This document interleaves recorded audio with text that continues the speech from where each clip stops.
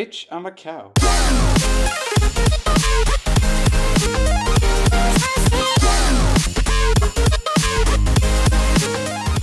Hello, everyone, and welcome to Anime Club After Dark, the podcast that delves into all things anime, manga, and otaku culture related.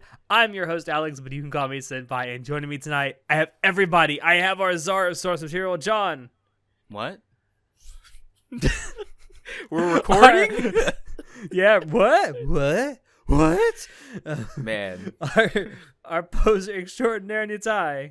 Oh wait, I should really hit that record button. Wait, 1 second. Stop! God damn it, Stop! Nitai. I will murder you. Yeah. Giving John anxieties for 4 years straight. Yeah, right? And we have our chivalry of Shota's Shotaro. Wait, is my mic on? Testing, 1, Hello? 2, 3. Oh. You're Oh, all. I shit. can't hear you guys. You're all gonna shorten my lifespan. We're gonna turn you gray. It's like that meme from Interstellar. This next maneuver is gonna cost us 10 years. Yeah. No. Exactly. It is. But tonight we've gotten together to do another episode of our WTF. So we are going to be talking about whatever the hell we want to tonight. And as always, as of recently, we're going to start with some of our follower questions. If you want to ask us questions yourself and you're not already a part of our Discord server, definitely be sure to join down below. We have a channel where you can literally ask us anything you want, and it will be answered here on our WTFs every month.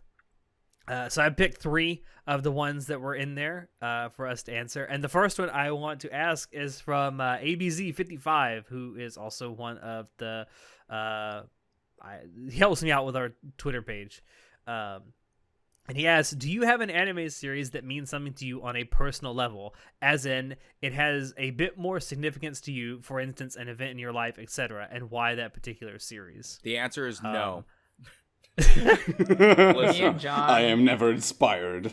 Okay. we're talking about this, and we both are emotionless robots, and anime does not pierce our stone metallic shells. Like, all right. So first of all, I had a problem with this question because I was like, anime doesn't inspire me, and I don't connect to it on a personal level. Like, I like. Yeah, you only just do an anime podcast, right? Listen, I like anime. I like entertainment, but I don't look at an anime and go, man, turn my life around because of this show. Like, Yeah. dude, there's none of that. I'm not gonna have like a life-changing epiphany. It's like, oh my god, those eyes were so perfectly round that Yeah. I'm going to completely change my life in a completely different Or there was direction. like a show that was just captivated me so much that I bought all this merch and went down the rabbit. Like, no, dude. Like, and that's why I guess just to answer the question, for me it would be Bleach, just because I can say that's what got me into anime. It was the first show, so I guess that is a level of significance. It has a bit more significance than the other shows. Even though I hated the ending, I still remember Bleach fondly as the anime that made me get into anime. So it's kind of a robotic answer, but that's all I got. So but you wouldn't be here without it, so... Maybe, I don't know, it probably would have been Death Note after that or something, you know? But still, it was your first. Yeah. I think there's something important about that. I mean, along the same lines, I'm gonna say Digimon for my answer to this question. Okay, I really don't know what to choose for the answer, just because I just have so many fond memories of it as a child, and I always go back. I'm watching the remake now, and it's still great. Yeah, it was just such a great impact on my life. Life changing forever, for the worse. Mostly for the worst, yeah, but it was great. Wow. Wow. Well, I have an actual answer for this, and I mean, if you've been listening to the podcast for any length of time, you probably know what I'm going to say. Let me It's guess. Spice and Wolf. Oh shit, I was It gonna was guess. a Spice and Wolf. It wasn't. Well, I thought I was gonna guess. I swear to God, if you would have said Yuri on Ice, No, I was gonna say Nazca of the Valley of the Wind. Because you never shut that was up. my first Because you anime. never shut up about it. I know, I never do, because it's what got me here. But no, I'm gonna say Spice and Wolf. I mean, besides the fact that I absolutely love it, it's one of my favorite anime ever.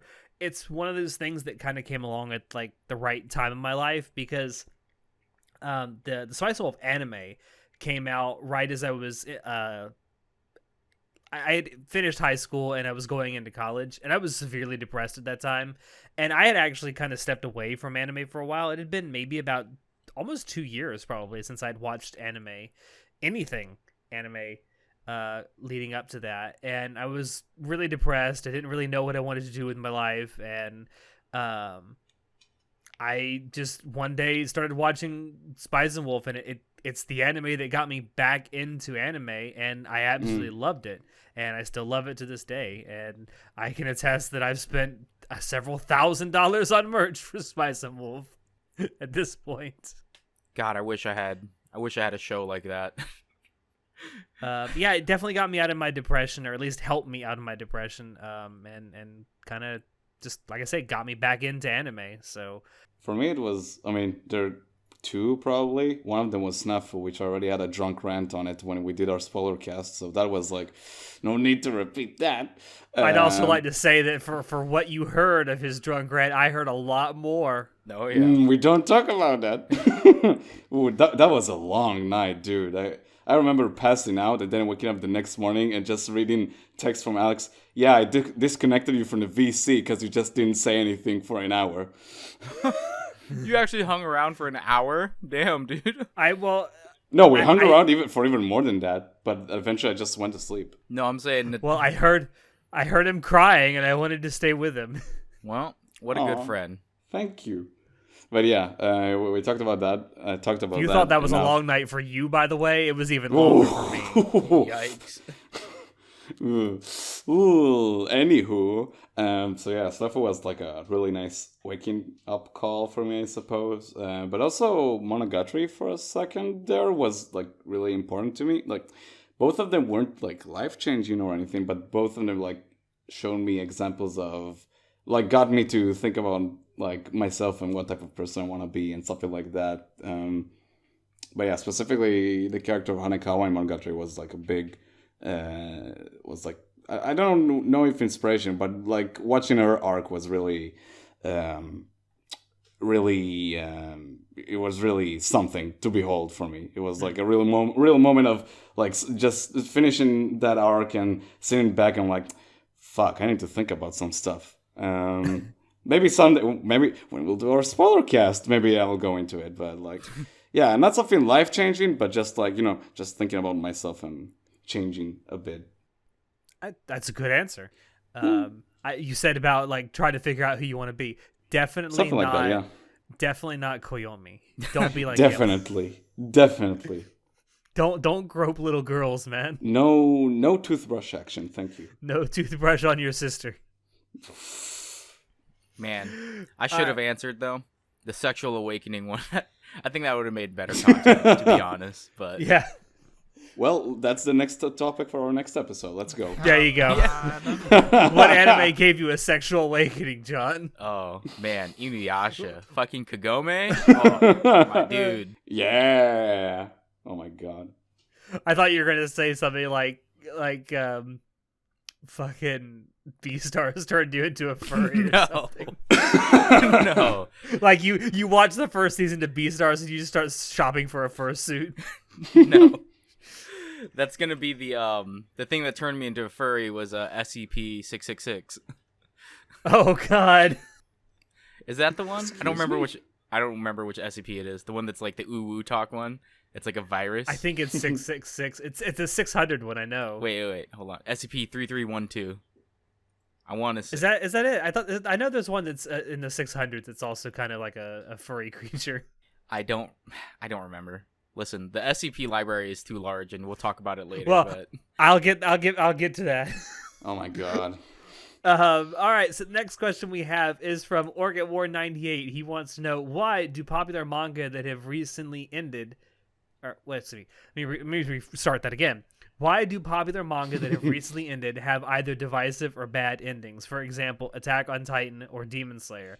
And if you've read these, what are your thoughts on them? I'm gonna take off my headphones, so you guys let me know in chat when I'm back. Thank you very much. Bye-bye. All right, so honestly, I'm just gonna do it. I want to say before you say anything, there might be minor spoilers here. I'm not gonna try to spoil anything. We're not gonna not explicit spoilers at all. Yeah, like I feel like a lot of popular manga that ended divisive or had bad endings is because a lot of people don't think how big their show is gonna go. You know how big their manga is gonna grow, and they kind of write themselves into a corner. Like you see that with a lot of different shows. Hitman Reborn, for example, was just a gag manga, and that's why it's so silly in the beginning. But then when it caught traction and got popular, the mangaka was like, "Oh, I guess I actually have to write it." I actually have to come up with a coherent ending. Yeah, and I think it's just like, go ahead. I just was gonna say, I feel like a lot of them, same thing for like Food Wars. You know, like it got too big for its own britches. Demon Slayer, same thing. It got too big, and the mangaka was like, "Oh shit, I don't know how to finish this, so I'm just gonna end it early." Well, I will say for Demon Slayer, there is a little bit. I do know one thing that could be a bit of a mitigating circumstance for it. I do know that the mangaka's mother, I think it was, got really sick, and the mangaka was like, "Nah, I need to end this so I can be with my mother in her last days." And that may be it. Like, I honestly don't know. I just know that in the creative process, it's really hard to create something with a solid ending in mind while trying to craft the story to get to it. You know. Did you have something you want to say? Sorry, I was looking up. Okay, since I've watched Bakuman, which is a really good show about writing manga, I clearly know everything about the manga industry. So as an expert on the manga industry, I will say that I think that the structure of the industry itself might have to do with it, because publishers pressure authors to publish chapters like on a weekly or monthly basis. So really all the it's not really about the plot or how good the actual story is. It's just like, how much content can you pump out? Continue the story every week, every month. Let's go. And eventually you run out of content and you're like, well, can't go anymore, so we're just gonna end it randomly. So I think it's just like, as opposed to like maybe novels where the whole thing is published at once and you have time to, like, when you reach the end, you can go back to the beginning and be like, oh, this really doesn't make sense, and you can like rewrite it to make more consistent and whatever. Or like anime where they have like, yeah, they publish an episode every week, but you know, they produced it months in advance. Yeah, it's all like ahead of time. There's a process. They have it all outlined. They're just doing the actual physical production every week, but like the outline is there. But whereas manga, it really is just like ad-libbing every week or every month. So it's not surprising that a lot of manga will end badly because there's no planning happening and they just run out of ideas.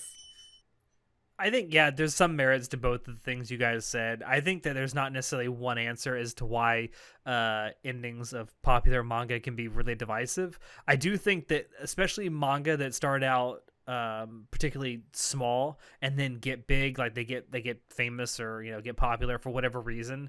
I think that there's a lot of mangaka who don't realize, you know, what they've done at the beginning has to actually flow through to the end. I also think that there's some writers who start writing a story whether it's a manga or a light novel or a regular novel, whatever it happens to be, and they don't actually think about the ending until they're like halfway through the story. And I'm like, as someone who likes to write myself, I almost always think of how I want a story to end before I even start writing it.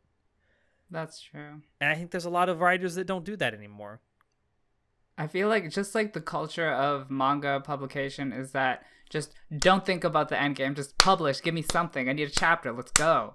And then this is the kind of content you get, which is a shame because, yeah, like you said, Attack on Titan, I really enjoyed that manga, but I don't enjoy the ending. And I guess I feel like what pressures manga authors even more to end it quickly is, you know, the production of anime alongside, which kind of makes them want to end it quickly, and they don't really have a plan, and then they just like pump out some random BS.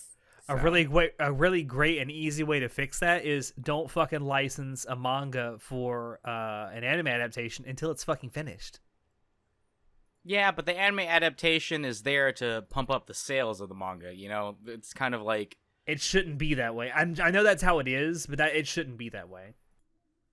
It's all about the money. It doesn't matter about the quality of the content. It's just what makes the buccarinis. I mean, you're right. Like in Bleach, I remember towards the end, like Kubo Tite just kind of animated cells and had like completely black pages to emphasize like battle scenes, and it was just like, man, there used to be a lot more dialogue and action sequences. Now it's all just kind of giant black panels everywhere, and then you're like, oh, huh. Awkward. Or you do like what they did with Food Wars and just, instead of ending it, just end it on a cliffhanger, because everyone likes that, right? And then release 10 chapters afterwards as a epilogue to appease the haters. Yeah, it's like saying, please don't burn my house down. But, I mean, even in the manga process, like, yes, they have a weekly deadline, and they... Once you ink something, it's going to take a while to redraw everything, you know? Like, it's a really tough process. Even with the digital editing that they do nowadays, like, it's still going to take time to craft it. But yeah, I mean, I think there's several reasons, but you bring up a good point with this question. Like, there's a lot of somewhat popular manga recently that have been ending that have really either bad or divisive endings. And I think a lot of it just revolves around perhaps the manga getting too big for the author's britches. Did Natai actually leave, by the way? Yeah, he did, because he was petrified that you were gonna spoil the ending. It's the way of Attack we on didn't Titan. talk about like anything about Attack on Titan. Yeah, like, I wasn't going to spoil anything. Like, if people want to finish Can watching someone it, they bring can him finish back, watching by the it. way? You can try to get him back and see if he wants to add anything. Hold on. I can't type because my keyboard's too loud. Oh. Well, yeah, for like... God, Attack on Titan's ending, man. Fuck. I feel like... Sad. For a Because of second, how- I thought that you guys were never gonna call me back. Oh, because But we didn't spoil anything. I Yeah. don't know why you left. And we were not trying to spoil anything, and I just wanted to end on a different note about Attack on Titan. Like, there's also the fact that long-running series, since you garner so many fans, so many people have expectations, and certain people have certain endings they want to see, you know? Like, maybe they want an all-good ending where everything's forgiven and everyone wins. Maybe they don't want that. Maybe they want mutual destruction, like in certain other shows that you've watched. Honey, where are the author polls of what the audience wants? I don't care about best boy and best girl polls. I want how should I end this though? How should I end this manga? This way or that way? That would be nice, because I would vote for a particular ending.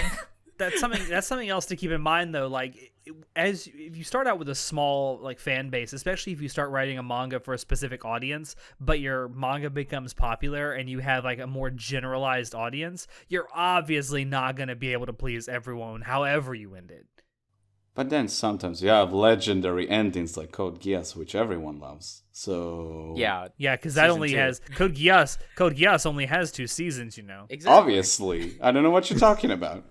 Listen, I don't want authors to poll audiences either, because honestly, I'm here because the author did something somewhere right, and I'm here for that. Like, they're the creative genius behind this show or this manga. Like, they need to finish it themselves. Don't listen to the fucking audience. Like, enjoy writing what you write and end it how you want to end it. Don't fucking go, well, everyone's been expecting me to have this guy get redeemed at the end, so I'll do that. Like, no, that's a cheap cop-out. Don't fucking listen to the fans. I don't care how many crying babies you have on the forums who are like, this is not what I envisioned when I started this 10 years ago. Like, shut the fuck up, dude. You don't write this manga, okay? That sounded exactly like Filthy Frank. I'm not gonna lie. Listen, that's my alternate persona right there, but I have a problem. Too much with- time in the rice fields. Yeah, welcome to the rice fields, mother.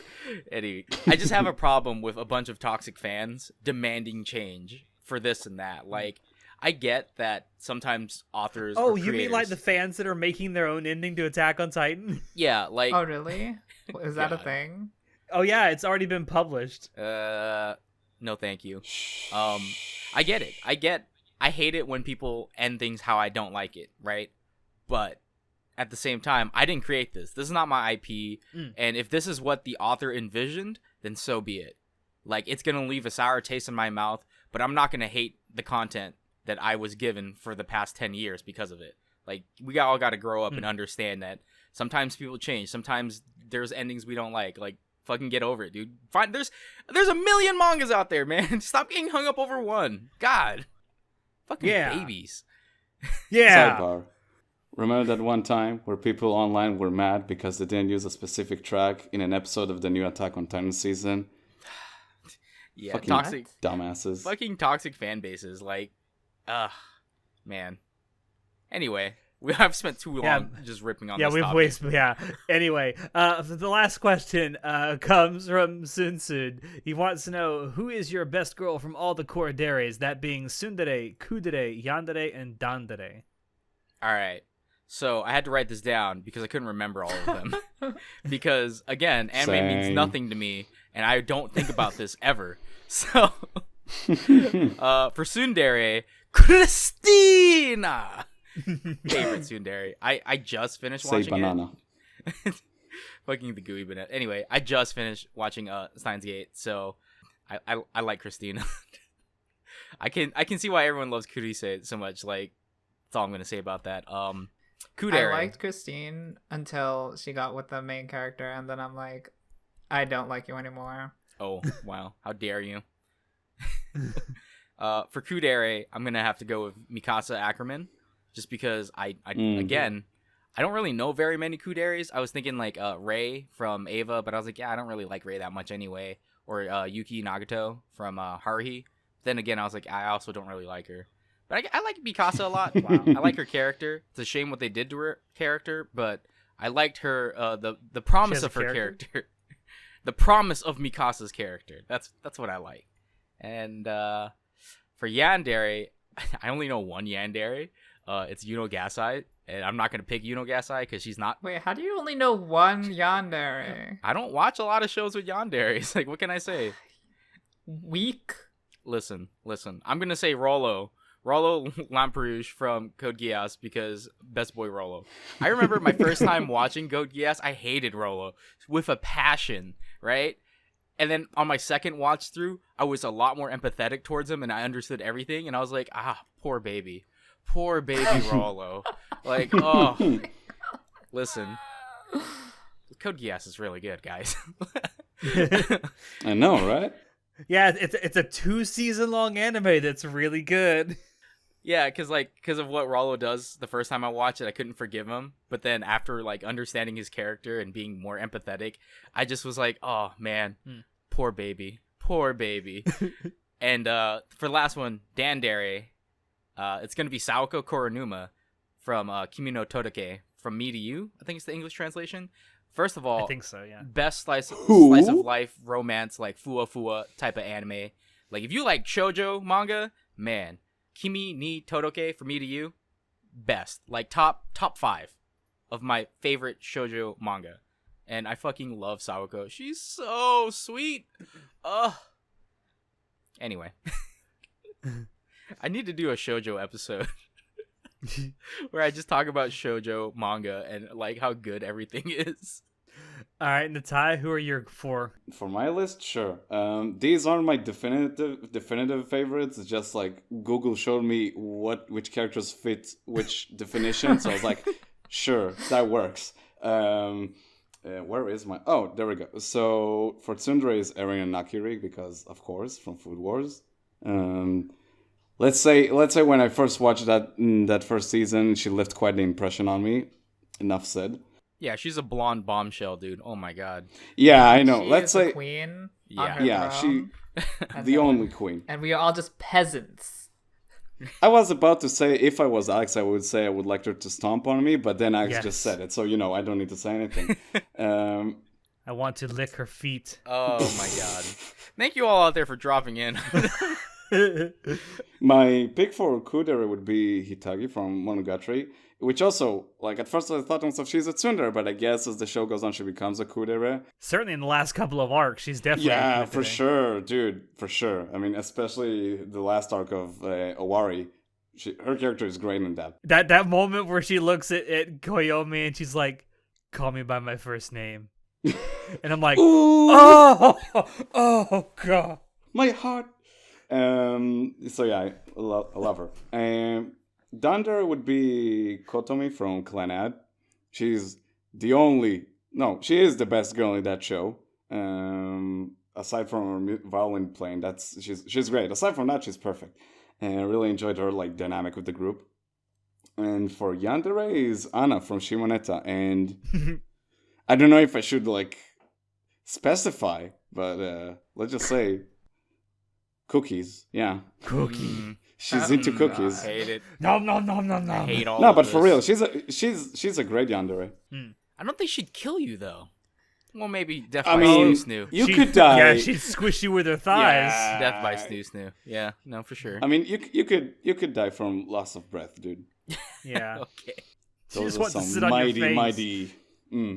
All right, show what you got.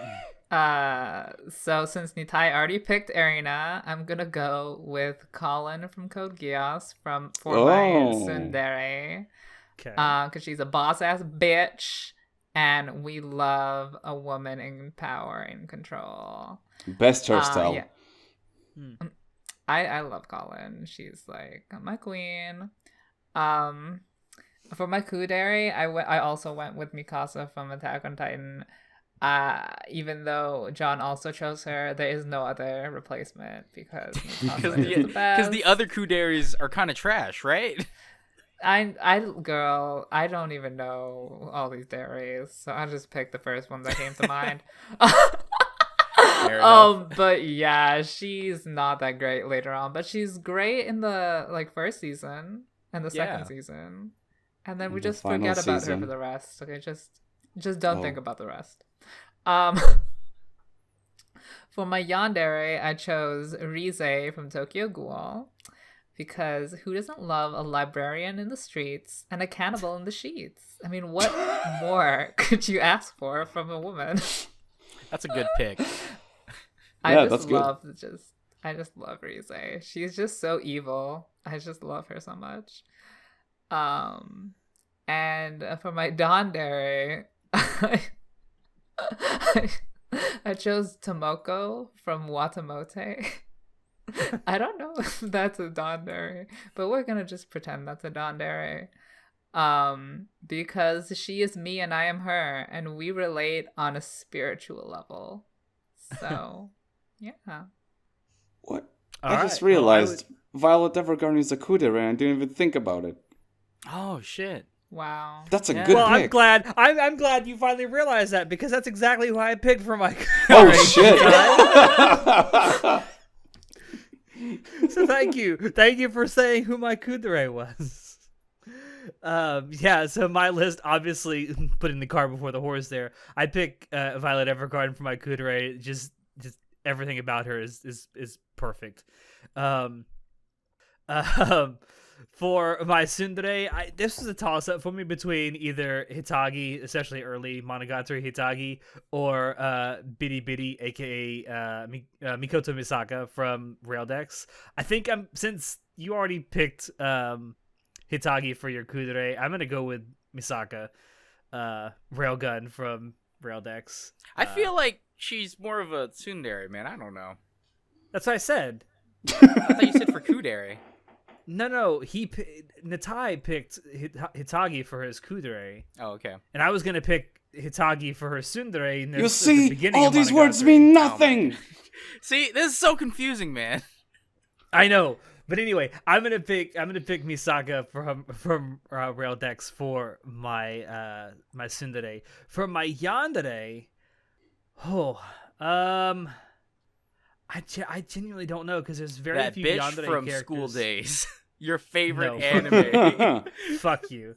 No, there's very like a lot like John. I don't typically watch a lot of anime that have yandere characters, but I think if I have to choose, I mean I know Gasai, but that just seems too easy. You didn't I even think I like might- Future Diary. I mean, it's all right. I don't hate it with passion. But if I had to choose one, I guess I'll go with Yukako from JoJo's Part 4. Okay. And then what's left? Dandere? Yeah. That's the easiest one. Yuki Nagato from Haruhi Suzumiya. Isn't she a Who? kudere? Yeah. No, she's a Dandere. Really? Dude, they're too similar. I don't know. Where's the Genki? Yeah, That would where's be the Dere Genki? Dere. Where's the fucking? Yeah, that's the best whatchamacallit? dairy. Like, I don't know what all Yeah. these dairies are, girl. Also, I don't know the what one with Genki the eye Genki patch. is. What type of like what dare is that with the eye patch? Chunibyo. Chunibyo. Why isn't that a dere? Chunibyo I dere. mean, There you go. I guess it could be. Chunidere. We've gotten I mean, too my deep. favorite type of dere is the hyakasu dere, which is sometimes called the teasing dere. Oh, now Nagatoro. everything my makes favorite type sense. is a yandere, Nagatoro, so- Holo. Yeah. Takagi-san. I hate all of this. But anyway, thank you to the people whose questions we chose. Thank you for asking these questions. As I said in the beginning, if you want to ask us questions yourself, join our Discord server. We have a channel there where you can ask us questions anytime you want. Now, let's actually talk about stuff. And Natai, do the thing. Go on. All right, there's absolutely, well, I won't say there's absolutely nothing to add to the Sim report, but there's not too much to add to the Sim report this month. There's only 2 girls I donated to over the course of the month, and for a grand total of $15. I donated $10 to Ayundarisu. She's now up to $40.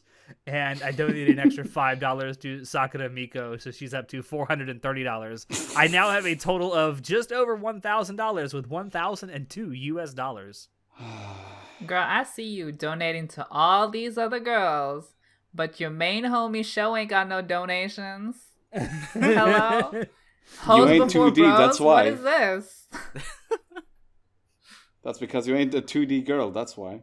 Yeah, you're not a 2D wife. I could be whatever you want me to be. Just pay me, honey.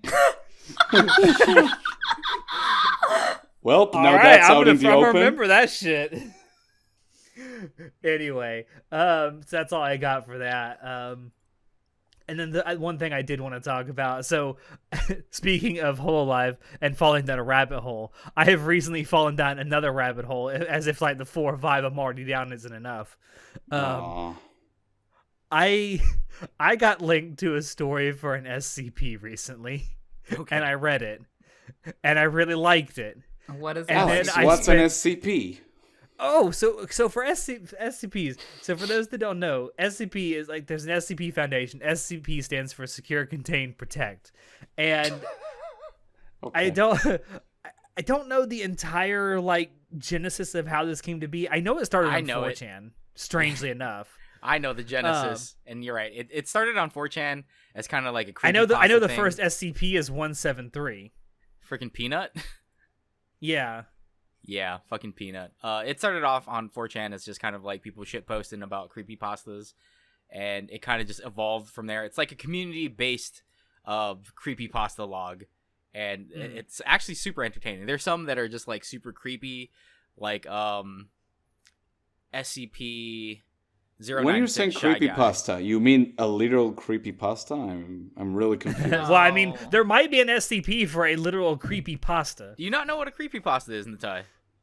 No, I actually don't. Okay, so have you ever read creepy stories on the internet before and it gets copy and pasted?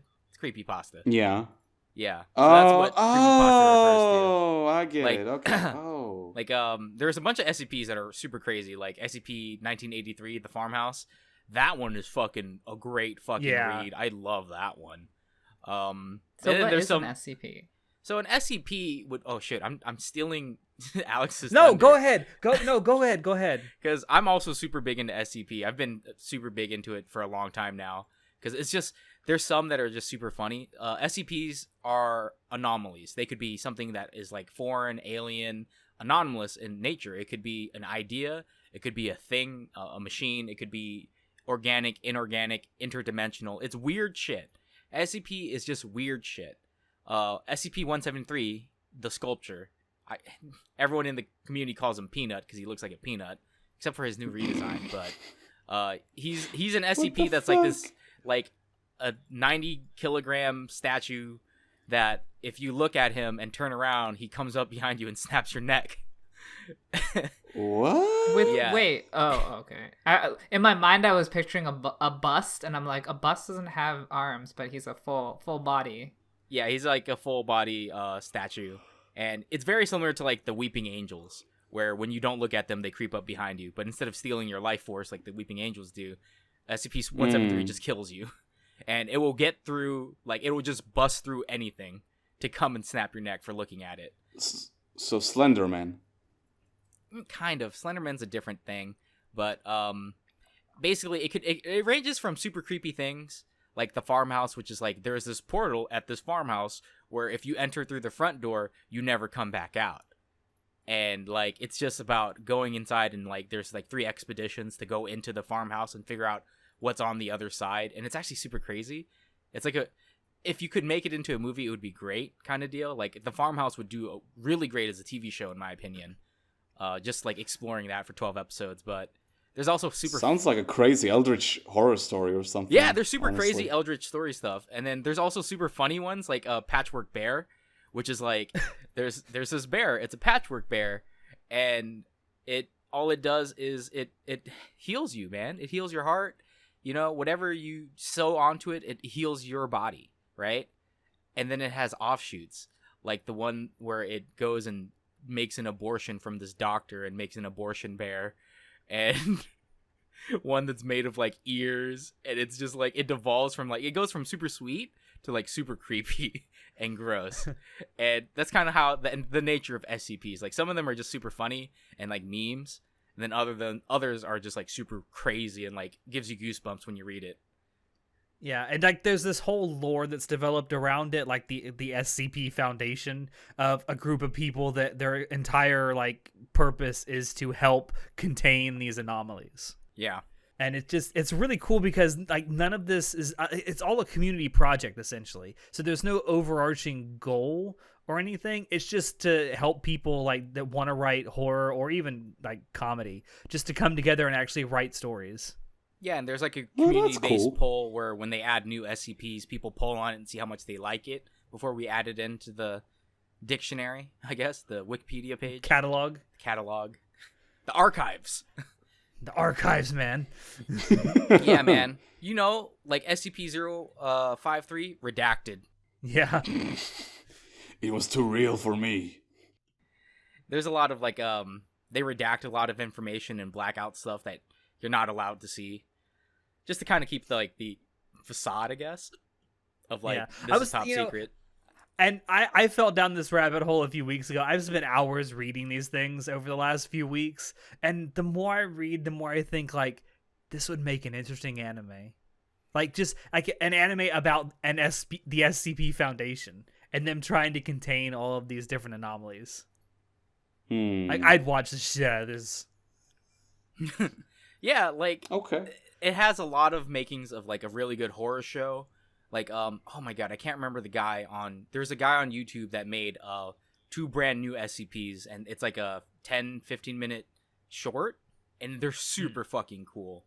I wish I knew it so I could link it. I'll probably give it to Alex to link later, so that way when we timestamp it, you guys can check it out. But, like, I'll give you a foray into it by giving you that link, Natai, so that way you'll see, like, this is kind of what SCP is. And also, sounds Joe, cool. if you've never actually gotten into SCPs, like as someone who likes horror, I think you would really like it. I love horror, but I hate to read. So we'll see. We'll see. That YouTube video might be helpful. Yeah, how about an audiobook? I love audiobooks. Please. Let's see, SCP. There's SCP Dollhouse and Overlord. Those are the 2 from Evan. Now Royalty. everything makes sense. Yeah, so Yeah, now Overlord. Now it makes sense why you like it. listen, Overlord's really good too. But Dollhouse and Overlord are really good. Like shorts. Like, oh my god, Overlord's like a 30-minute video on YouTube. But Dollhouse is like dude, send it to me. I'm down. Sounds like a good it's dude, I fucking love SCP. I spend hours like into the night. Sometimes I'll just stay up and just keep reading, because how they do the entries in the SCP wiki is like they have addendums where maybe some people are running tests or there's a first encounter, and then they also have like the MTF operators, which is basically the paramilitary that the Foundation runs, the 06 Council, and there's a bunch of different operators, and there's some of them are super funny, like I believe it's Tau 6, the Immortals, who are like they ate the body of an eldritch god and now they can revive forever. So when they get killed, they just revive into a new clone, and it's super cool. Oh man, there's so much to unpack here, man. We need to move on though. We spent too much. I know. I will say, I didn't know you were so into it, John. Oh, dude, I've been into it for a long time. There's one thing I do want to ask you though, John. one of the, for those who may not know, one of the things that there is an SCP-001, but no one can actually know what it is. There's a bunch of different proposals that have been made for it, but no one can ever know what it is until it happens. So, and I have to know, John, which one do you think is the real 001? So the funny thing about SCP-001 and how they construct it is that it's all redacted information that we don't have access to. But on the wiki page, there are actually links hidden in some certain files that link you to other things that show you what it could be. And it's kind of like it's a solve it puzzle type of SCP where it's more interactive. It's super cool. Man, I can't. Guys, just go read the SCP wiki and just fall down the rabbit hole with me. I can tell you which one I like the best as like a nominee for SCP-001, and that's When Day Breaks. I love that. When that Day story Breaks freaks me the fuck out. Oh my god, and we would never know. Oh shit. Yeah. You won't know until it happens. Oh man. Anyway. Anyway, that's another rabbit hole that I've fallen down recently that I'm sure will be great for my mental health. All right, and anything else, Alex? The only other thing I wanted to mention is that it was announced recently that Otakon, the big anime convention in Washington, D.C., has announced that they are going to be doing a convention as scheduled in August. I'm probably going to be there. I've already got a hotel room booked. I'm waiting for a couple things to come through before I book everything else. But I know it's going to be toned down as to how it usually is. There's probably not going to be any international guest, but I'll probably talk about this again next month on our WTF when I know more about what's going to be there, and if first and foremost, if I'm actually going to be going. Okay. But I'm just excited Cool. about that. Conventions are coming back. Real life returning is to coming normal. back. Yeah. Yes. Exactly. All right. Anyway, that's all I got. John, how expensive was it to fix your computer? All right. First of all, these computer prices are too damn high. If no one knows, because of the shortages caused by the the flu that shall not be named, there's been shortages in a lot of areas in the world. Number one being like microchips and stuff. So GPUs have been skyrocketing like They gotta $1,000. put the microchips in your vaccine, man. No, we're not talking about that. Oh my god. But no. like for example, $1,000 GPU they're selling for like $2,000-$3,000 right now because no one can get them.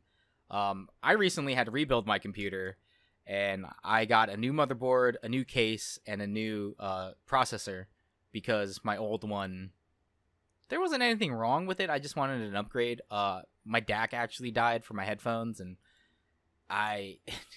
it didn't fix it. My DAC just died, so I had to order a new one. But when I was at the store, Best Buy, Micro Center, what are those? That is a store. Electronics store. God, I don't know why I couldn't remember what they're called. I was at the electronics store, and I was just looking at the prices of like M.2 drives, which are like flash drives that look like RAM cards. They go directly on your motherboard. And my God, they are expensive right now. And I know RAM has always fluctuated in price. That they're kind of not that expensive right now, but just memory and stuff in general is kind of expensive. And on top of that, you've got rising prices for like rare CPUs and GPUs. And the only way you can really get them right now because of the shortage, if you don't want to buy from a scalper, is to buy them in like pre-built packages where you're overpaying by a couple $100. But that's still a lot less than the 1,000 or so more that you'd pay a scalper for. And I was kind of just sad because I used to go to Fry's Electronics. We used to have one here in Washington, but it recently closed down in the last couple months. And I was kind of sad because now I only have Best Buy and we don't have any micro centers up here. And I just, man, I hate it. I went to Best Buy to go buy a SATA cable because I needed a flat to a flat SATA because I couldn't fit the flat to 90-degree SATA and they didn't have it. And I'm just like, ugh. And I had to buy it online. But then I hate buying things online because it takes like a day or two to get to me. And I need things now. I'm kind of an impatient guy. So I love going to the store. And I'll pay the store prices where it's like $15, $30, even $50 more just so I can get it the same fucking day. Because I'm going to overnight that bitch anyway for an extra $50 to $75. See, you don't even know how good you have it. I can't even imagine like living a life where I can order something online and it arrives the same day. Oh man. That doesn't happen. That doesn't happen ever. A missile. Stop. If only it was because of that, Alex. Yeah, thank you. I bet you could get that same day delivery. Har har Yeah, har. but- Oh, but by plenty of them. Yeah, buy it in bulk, man. Buy in bulk. But yeah, But yeah. yeah, I recently just rebuilt my computer just to get the new case and all that stuff because my old case was an extra big case because I had an extended microboard or motherboard, and now my case is smaller, a lot brighter. It's RGB everything now, so it's like just a cascade of rainbows in my face, and I kind of hate it. I hate how everything turned into RGB. Why is that a thing, gamers? Why did you decide this is what defines us? RGB everything. Fuck is wrong with you? Because you can't spell gamers without gay. So you That's gotta be true. RGB rainbow. Support the LGBT, honey. You're right, and it's Pride Month. By the time this goes up, it'll be Pride Month probably. I don't know when this is gonna go up. Yeah, actually. well, for sure. But Comes up window 2022. I say that with my like RGB lighting on my keyboard, mouse, GPU, motherboard, Oh fans, my god. RGB strips. Like I'm just surrounded by rainbows, and I'm just talking about how it's stupid. And Dude, yet I how have come you never RGB sent everything. pictures? Oh, I didn't know you guys cared. It's been a while since I had to rebuild my computer. It took me. Send him pics in the DMs, baby. Oh, Slide Lord. into them DMs. And that's all I really did this last weekend. Me and my buddy, we used to build computers a lot, like back in the day when I didn't know how to upgrade a computer and stuff, and we took our sweet time and just got drunk and had to like classic, oh man, we need this piece that we don't have, so we gotta go to the store. Making fucking multiple trips to the goddamn store to get screws or cables. It's the best. It's fun. Fun times. It's really a shame that like RAM prices fluctuate so much, considering like, you know, people think of her different things. In season 1 they don't like her so much as a waifu, but then in season 2 she comes out like everyone's like, yeah, RAM's Oh my great, I God. love her. Get out of here. Wow. I was really confused there for a second where you were going with this. I just realized you're making a shitty joke. Oh, the other thing I've been really into is so there's this YouTube channel called Jim Can't Swim Criminal Psychology, or JCS Criminal Psychology. The channel is originally called Jim Can't Swim, where he basically like goes over cases from people and does like criminal psychology analysis on like how they pretend to be crazy or how they stick to these tactics and how detectives use tactics and stuff. And I swear I'm not watching it because I'm planning a murder. FBI, you can quote me on that. No, not But- this. No, like each episode is about 30 to an hour. Sometimes they're even 2 hours long, and it's just super interesting to see like some crazy people come up with some strategies about how they're gonna get away with murder, and it's just interesting to watch because all it is Jim, the guy, YouTube channel guy. He's just narrating a little bit here and there, like maybe every 5 to 10 minutes, he'll talk and say something, but generally we're just watching the interviews of these people who are being convicted of something. Or even innocent people. Sometimes it talks about innocent people. But it's just so, I don't know what's so interesting about it to watch these real life killers. Maybe I'm turning into a murder mystery mom.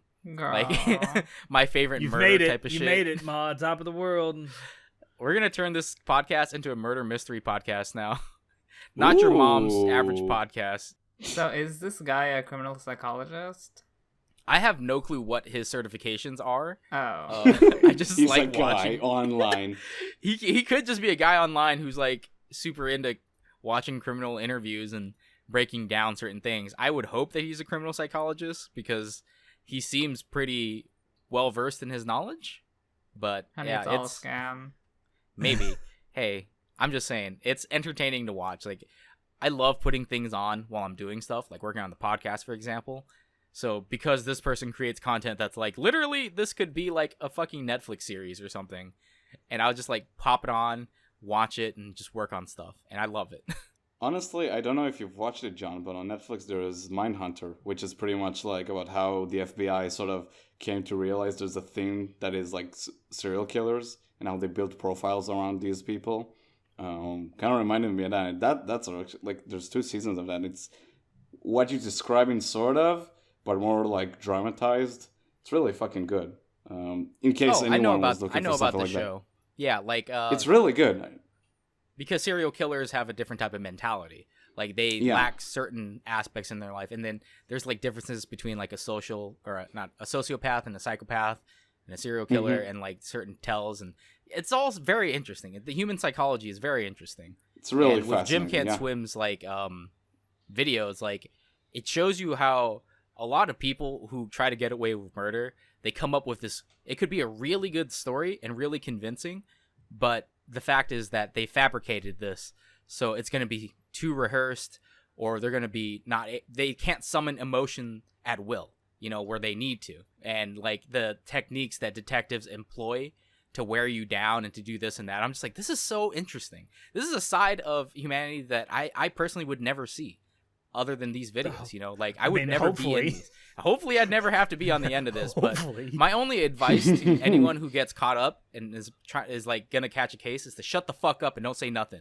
Like that's Snitches get stitches. No, I'm just saying the best advice I can give you as a not your lawyer. I am not a lawyer. I'm not your lawyer. I'm not a lawyer. But my best advice to anyone who is being arrested is to shut the fuck up. Okay? You need to shut the fuck up and lawyer up and don't say nothing. They're going to sit there and berate you for 5 hours straight saying, we know you did it. We have proof this and that. They're going to make up a bunch of fucking shit. Police can lie to you about this. Remember to shut the fuck up. Call your lawyer and shut the fuck up. That's all I got to say. That's Chris Rock's like number one advice. Just shut the fuck up. Yeah. Like that's all I've really gleaned from this is that a lot of criminals need to learn to shut the fuck up.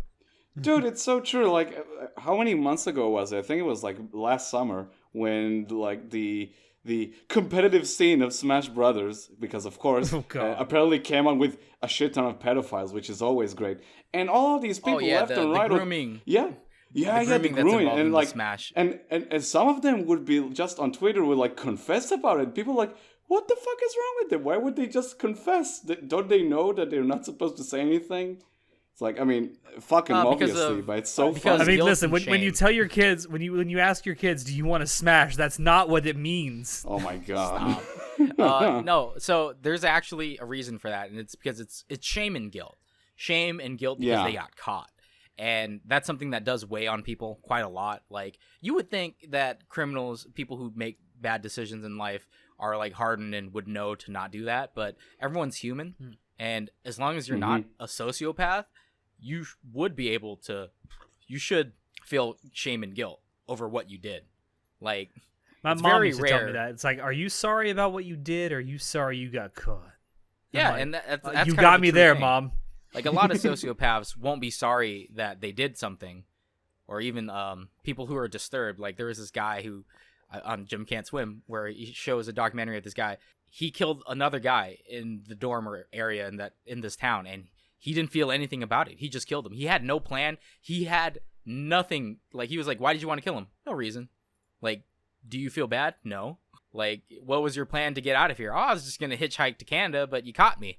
And the guy is just like answering everything truthfully. And he truly has no plan. And this man is like, it's so crazy. He's criminally insane. They locked him up and they found him not guilty of murder due to insanity because he felt no emotion over killing a guy. He had no plan. It was not premeditated. It was just, I'm going to go and kill someone today. Hey, I'm going to go kill that guy. And it was just fucking creepy, man. Holy shit. I thought, you know, like, because of TV and stuff, you think you know what a psychopath looks like or a sociopath looks like. Like, you think, oh, serial killers, they're all like Dexter. It's like, no, dude. They really are not. A lot of them actually, like, fucking, what was that guy? The guy, there was a Netflix series about him. Everyone was fawning over him. Ted Bundy? Ted Bundy. Yeah, like, Ted Bundy was a sociable guy. Like, no one would have thought he was a murderer, a serial killer at that. And it was just, it's eye-opening to see this side. And it's scary, honestly. Like, how many psychopaths or serial killers do you interact with a day? Statistically, probably it's like, more than you think. Yoshikage Kira. Yeah, exactly. And yeah, that's about it. That's about it for me, guys. All right. Natai? Doesn't it suck that a very, like, an artist you really adore and love their work just dies? And you're like, fuck, that's a shame. I know exactly what you're talking about, Natai. So at least while we're recording this is like a week or so after it was announced that Kentaro Miura passed away, rest in peace. And aside from like the shock that I felt at first, I was like, damn, what a talented guy that just doesn't get to make even more incredible stuff and share it with the rest of the world. And what a shame that he died so young. It must be really fucking hard for his family, obviously, but it's one of the first times where someone, like, I guess like a celebrity, you could say, or at least an artist I looked up to, died or passed away, and I was like, fuck, it really hit hard. Like, I think when Chester of Linkin Park fame committed suicide a few years ago, that was also a moment of shit. That's rough. Yeah. The thing with Miura, it fucked me up. I'm not gonna lie, like, you know, because we made the joke, and it's not funny now. That, yeah, obviously. You know, yeah, he'll die before he finishes Berserk, and well, that turned out to be true. But that fucked me up because, you know, I half expected when I read that, it's like, this is a joke, right? Me too. Someone's just making a joke, and then I had to go. Before I told you guys, before I did anything, I was like, I had to go check this. Is this like a credible source that's saying that? And then I realized, oh shit, it's the publishers he works for. Mm-hmm. It's the publisher saying, yeah, he passed away like 20 days ago or something like that. Only now we're can I just say, this is something that maybe this is a Japanese or just an Asian thing, but like actually waiting until, like, you know, the family has had time to grieve and mourn and you know, I know, right? do whatever, whether they're gonna go cremate or bury the body. Like, good on them. I wish we would do more of that in the West. Yeah. Instead of just like the literally 30 minutes after it happens, it's plastered all over Facebook, Twitter, or hell, not YouTube, even that. Cause sometimes it could be like 60 seconds after it happens. Yeah, I remember like when Kobe died, I found out like within 13 seconds of it happening, and I was just like, what the fuck is, like, that's super crazy, and that's also like super sad. R.I.P. Black Mamba. But like, it's nuts. Yeah. Like we pay so much attention here, at least here in the West. We pay so much attention to celebrities and all this big news, and we don't even think about like how everyone else feels. Like the people who actually knew them. There was someone who passed away that was like best friends with someone, and they didn't even know that their best friend passed away. They were told of it by Twitter, like by people adding him, like, hey, what do you think about this happening?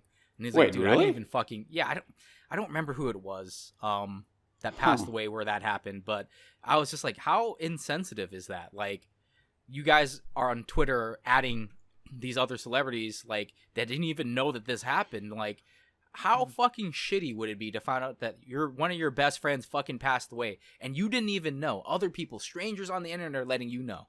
That's fucking crazy, man. One of the most like extreme examples of that is, again, with the Miura story of him passing away, is that immediately, the moment it was announced, immediately people were like, what's gonna happen to Berserk? What's gonna happen to Berserk? And then like they started to harass his like editor about, you're gonna have to finish it, you need to finish the story or something. Like, it's like, you guys what's are wrong pieces with of you? shit. Like, yeah, let people grieve, man. Like, I was gonna make a fucking shitty joke earlier about like, oh, Natai, first time, because I've had like, there's plenty of artists, like Japanese music artists that I like that have passed away. You know, like Nujabes, really? He passed away in the car accident. Yeah. Oh, that's right. That's right. And you know, like I'm not new to this, but it's super shitty. And yeah, it's almost like the people that say that, they feel like they're owed content from these people even after death. Like, no, you're not. No, it doesn't work like that. Yeah. You weren't owed content from them even when they were alive. Yeah, and it just goes back to the whole like toxic fans and this and that. Yeah. Like, you know, I get that it's easy to be shitty online because you're anonymous, no one knows who you are, this and that, but act with decency. Act like a goddamn human being, man. I also get it that it might come from like a place of passion. Like, obviously, like I think for all of us, Berserk is a really big deal, and it means a lot to us, and we really like it. And I get it, maybe people take it to the extreme level of wanting to know what's going to happen to it. Because again, millions of people love that manga for really good reasons. But it's like, bruh, just chill. Yeah, I mean, like, I get it. I genuinely get it. Like, as a fan, I hope that he left notes behind, because he stated publicly before that he already had a plan in mind for how to start wrapping the story up and move toward an ending. I hope he left notes behind, and, you know, if nothing else, publish the notes. I mean, I don't have to have a manga ending. Just show us what he was thinking about, how to end it.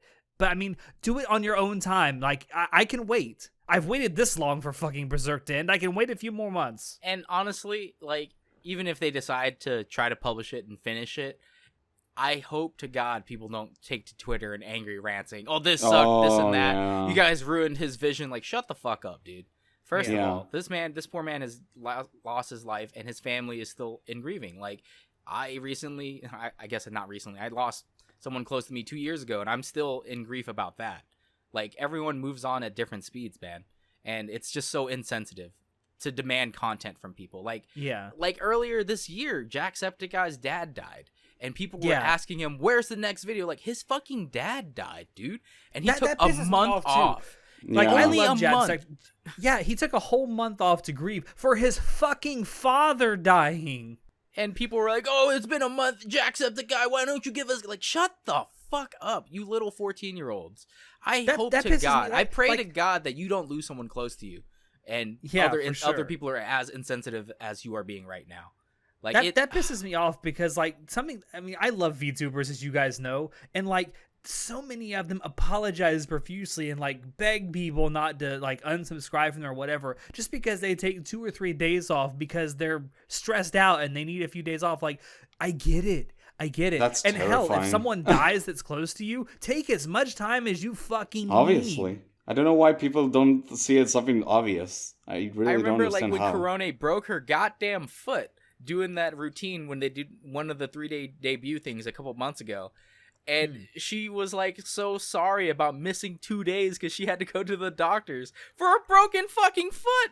Yeah, Jesus and she's had Christ. really bad, like, recently she's had really bad sore throats, and she finally went to the hospital to get it looked at, and, like, she had to take, I think it was like 3 days off, and even when she came back, her throat was still, like, she had a really raspy voice and she could barely talk, and people were giving her shit for it. I'm like, what the fuck? Yeah. It's just so sad, man. It's so sad. It's so depressing. And it's like what you said about when we talk about what's next, what's going to happen to the manga. What's like, I'm sort of like, it kind of makes me a bit depressed is what if people focus so much on what could have been instead of the fucking legacy this legend left behind? I mean, again, remember what it did, what like his work that it did publish, because it's amazing and it's there and you can appreciate it all you want. Like, I don't know why people will seem to focus on like what never got made. Like, really? Yeah. Ugh. Exactly. Ugh is the best thing I can say about that too. I do hate to cut this off, but I we've been running for a long time. So I want to get to show before we end the show. Okay. I'll go as quick as I can. So I want to talk about this movie that me and my sister watched recently called Promising Young Woman, which is a 2020 American live action movie. So no anime for all you weebs out there. I'm so sorry.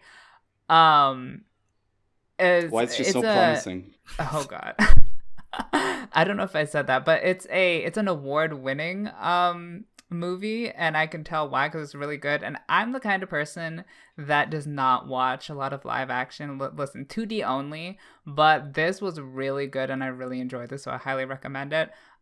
So the basic premise of the movie is that there's this girl who goes to clubs and pretends to be blackout drunk, and then lets guys pick her up, bring her back to their place, and then when they attempt to rape her, she snaps back to being completely sober because she was never drunk in the first place. And it's a revenge story. And from that premise, it goes much, much deeper, and the actual plot devolves into something much bigger. But yeah, it's like it's really dark, obviously, because we're talking about a very sensitive topic, but surprisingly it manages to pull off comedy really well, and it balances between that comedy and those dark, sensitive topics really, really well. Honestly, it was I would definitely highly recommend this. It was a it was definitely award winning for a reason. It was just surprising because like you think of those like feminist chick flicks and they're always so horrible. They're always so like cliche, like written by people who don't know what they're talking about, and they're so like the worst jokes ever. But like this one, it's directed by a female director, and all the jokes and all the criticisms are very on point. And when I finished watching it, I was like, it's very dark and it's very impactful, and I was just like thinking about all the stuff that happened, and then I was looking up reviews of it, and the reviewer was saying that the title "Promising Young Woman" is a reference to a rape case in 2015 of Brock Turner, where he literally raped this girl who was blackout drunk, and got literally caught in the act, like physically doing it. I remember this. Yeah, He by got caught, like behind a what? dumpster. He physically got caught. Physically behind a dumpster. witnessed. There was physical witnesses. And He got caught in the act. They let his case slide because he was a promising young man, and it Yeah. pisses me off to no end. Wait, And I'm so actually? glad. Yeah, Yes. and he got When he got did that 6 happen? months of jail for that. Because his dad is a fucking What the rich fuck? piece of shit, and this kid is attending like Harvard or some fucking Ivy League school. And the Ugh. case was he's such a promising young man in his field that he shouldn't be slapped for this for a 10-minute mistake. I'm like, that girl is gonna be scarred for the rest of her fucking life. This piece of shit, like his face has been plastered all over the internet, and it's being used in criminal case studies now. And like, I hope to God he dies Fuck that in a guy. very shallow grave. But like, it's man, it's depressing, to say the least. And I will say that this movie doesn't use that inspiration lightly. It handles the sensitive topics really well. So if you're into something a little deeper and a little along those lines, I would definitely highly recommend this movie. It is definitely a very memorable, very standout film. I like how the WTFs are becoming like a movie recommendation episode for you. Like you've done that in the last 3 episodes. I'm done. Girl, I wanna like move away from the 2D, move into the 3D. You know. Lead a normie life. Get out of here. Yeah, get out of here. Yeah, totally. Normies go. In the words of Rizu, normies go away. Yeah, that's it. Nice. You have something else written here. Ugh, fine, Take your okay. Nicki Minaj re-released her mixtape, Beam Me Up Scotty, which was originally released 12 years ago, 2009, which I listened to when I was... No, never mind. I wasn't born then. I listened to in my mother's womb before I was born, because it was the fucking fire shit on the block, and now she re-released it, and it's still fire, and she added 5 new tracks, and I just love that Nicki's still here. Love that she's still putting out shit. Honey, queen of rap, queen of music, Nicki Minaj. Oh lord. Nice. Oh lord. First of all, Doja Cat supremacy. Second of Wow. all, Oh please, Dude, Doja Cat is a cow. Doja, step aside. I mean, I love Doja Doja, Cat but is she a ain't no cow. Nicki. what I'm does that glad even at least mean? Alex Natasha? enjoyed that. What do you mean? What does it even mean? Oh man. Anyway, Bitch, I'm a cow. Silly me, Oh I my guess, for God. reading this and thinking maybe he got into Star Trek. I don't know. yeah, I knew. Yeah, I me knew too. I that's was why like, you wait, brought is it he gonna up. talk about I Star knew, Trek? I knew when I put it in there that you'd think that it was a Star Trek. So then I tried to flip the script on you, honey. Honey, she's never getting into Fucking Star got You Trek. him, subverted dude. my expectations better than Ryan Johnson. Good job. Ugh. You'll see. Next WTF doc, we'll see. Show just writes Chun-Li, and we're like, oh, he's getting to Street Fighter. No, it's a new Nicki Minaj song. Nice. Yeah. Oh my god. Ugh.